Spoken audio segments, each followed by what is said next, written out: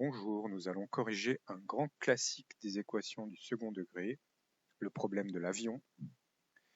Donc c'est un avion qui fait l'aller-retour Strasbourg-Londres en 2 heures, sans compter bien sûr les temps d'escale à Londres, d'atterrissage et de décollage qui bien sûr prennent du temps, mais ils ne sont pas comptés dans notre temps.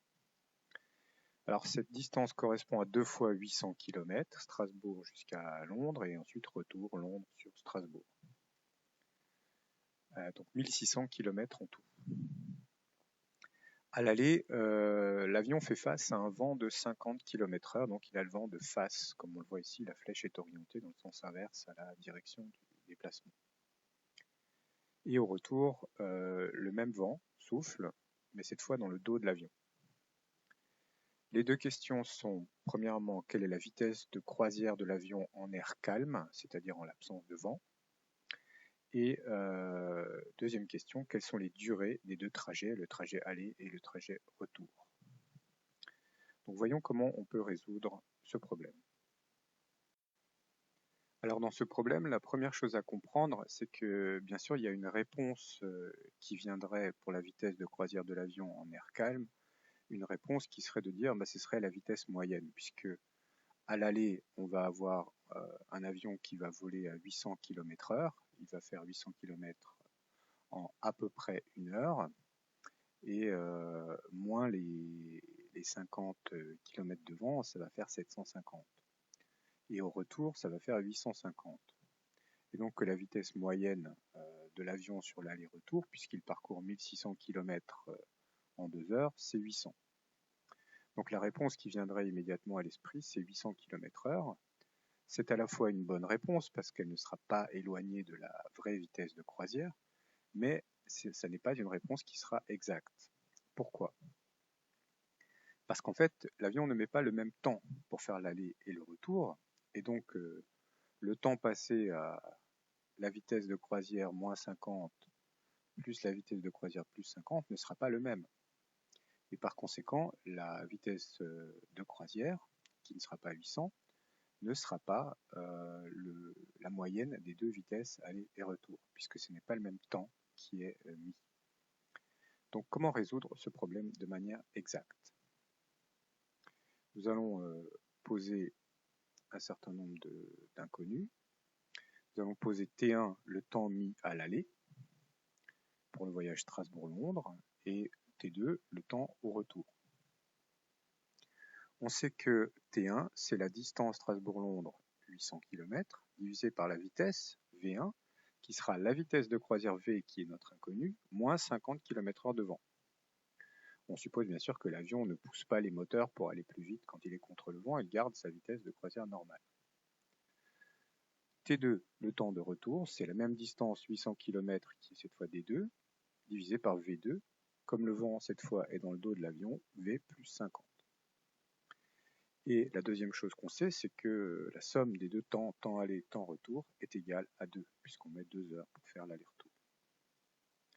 On va maintenant substituer ces deux expressions du temps aller et du temps retour dans cette équation pour obtenir l'équation 800 divisé par V moins 50 plus 800 divisé par V plus 50 égale 2.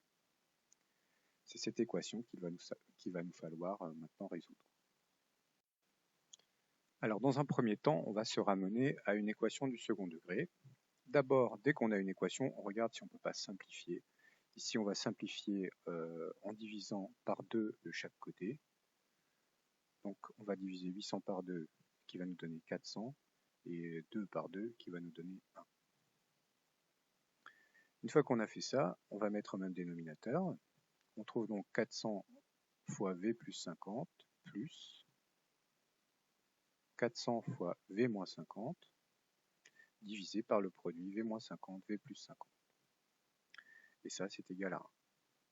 Ensuite, on va multiplier de chaque côté par V plus 50 fois V moins 50, qui au passage est égal, c'est une identité remarquable, A plus B fois A moins B, à V au carré moins 2500, 50 au carré.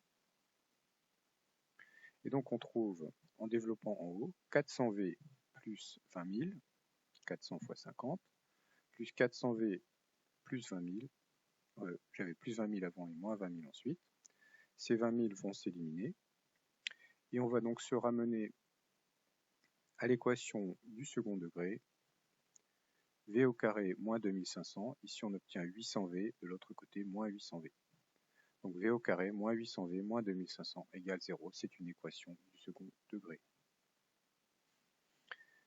Pour cette équation du second degré, on va donc calculer le discriminant. B au carré, donc c'est moins 800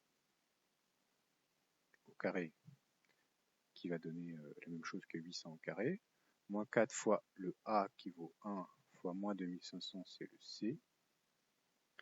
Et donc ça nous donne 640 000 plus 10 000, 650 000, qui est bien sûr positif strictement. Donc il y aura deux solutions.